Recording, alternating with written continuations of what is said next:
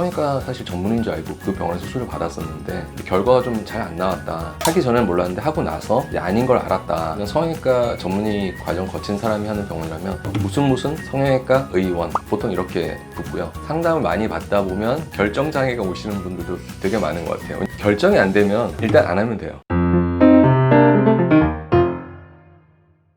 여기는 참 이게 사실 어떻게 보면 문제는 그 사람이 이제 약에서 깨어나지 않은 상태로 운전을 하다가 사고가 나는 거, 그게 문제긴 한데 살펴보니까 이 사람이 그러니까 상습적으로 수면 마취 약을 수술을 하거나 시술을 하는 게 아닌데도 병원에 가서 이제 자주 맞았었다. 여러 병원을 다니면서. 여기 보니까 기사에서 성형외과라고 했는데 뭐 성형외과 전문의가 아니더라고. 뭐 아직까지는 뭐 많이 얘기하진 않았어요.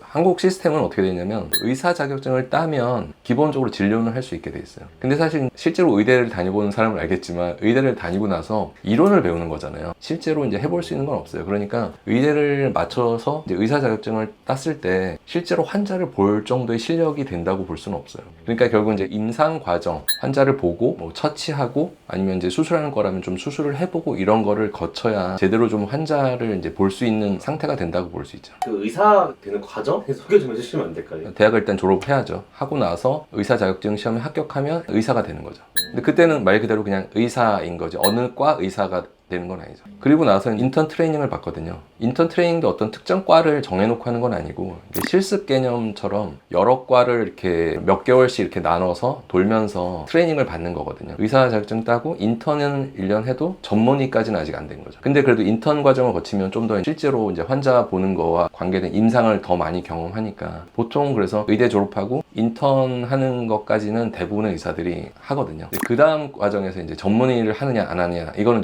좀 차이가 나는 거죠. 근데 실제 전체 의사가 다 레지던트가 될 수는 없어요. 그 TO 자체가 전체 의사가 다 될 수는 없으니까. 거기서 이제 결국 이제 과가 나눠지기 시작한 거죠. 나는 뭐 내과 의사를 한다, 아니면 외과 의사를 한다, 성형외과 의사를 한다. 이런 게 이제 나눠져서 이제 4년 동안 트레이닝을 받는 거죠. 그게 이제 레지던트 과정. 그 레지던트 과정을 끝나고 나면 전문의 시험을 볼 수 있거든요. 합격을 하면 그 과의 이제 전문의가 되는 거죠. 되게 힘들다. 네. 그러면 전문 그 과목이 없는데 어떻게 무슨 과를 교원해요? 무슨 과 의원으로 이렇게 상호를 달 수는 없고 그냥 무슨 의원 밑에 이제 내가 어떤 진료를 보겠다 하면 진료 과목에다가 내과 진료를 보겠다 그러면 진료 과목에다 내과 뭐 이런 식으로 내가 이제 진료를 할 수는 있어요. 그러면 원장님도 정형외과 진료를 할 수 있는 건가요? 그냥 할 수도 있죠. 가끔은 이제 재수술을 하게 되는 경우에 이제 환자랑 얘기하다 보면 그런 얘기를 할 때가 있어요. 성형외과 사실 전문인 줄 알고 그 병원에서 수술을 받았었는데 결과가 좀 잘 안 나왔다. 하기 전에는 몰랐는데 하고 나서 이제 아닌 걸 알았다. 근데 그때 이제 환자들이 느끼는 좀 실망감 같은 게 있긴 있어요. 전문의 트레이닝을 받았다는 거는 그 분야를 오랜 기간 동안 뭐 진료를 받다는 거잖아요. 그러니까 이제 어떻게 보면 좀 더 부작용을 좀 최소화하고 좀 더 좋은 결과를 내는 데 있어서는 유리하잖아요, 아무래도.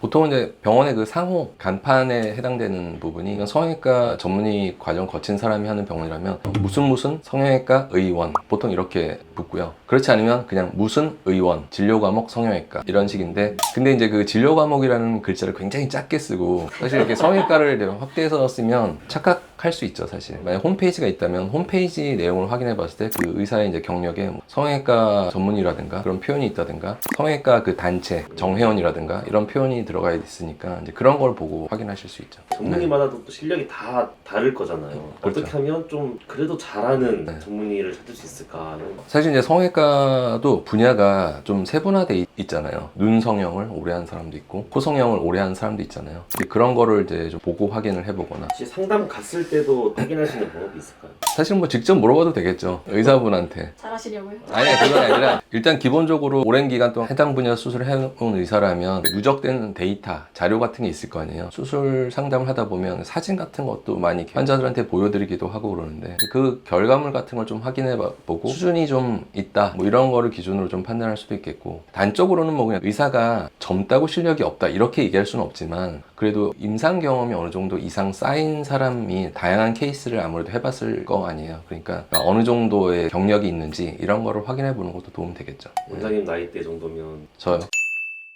상담을 많이 받다 보면 결정장애가 오시는 분들도 되게 많은 것 같아요. 왜냐면 되게 다양한 얘기를 다르게 많이 얘기를 또 듣다 보면 이게 맞는 건가 저게 맞는 건가 이런 생각을 할 수가 있거든요. 아무리 근데 결정장애가 오더라도 좀 많이 받아보는 게 좋다고는 생각을 해요. 결정이 안 되면 일단 안 하면 돼요. 결심이 딱 섰을 때 하면 되거든요. 이걸 너무 조급하게 하려다 보면 오히려 이제 혼동이 오는 경우가 많으니까 시간적인 좀 여유를 갖고 하시라라고 말씀드리고 싶어요.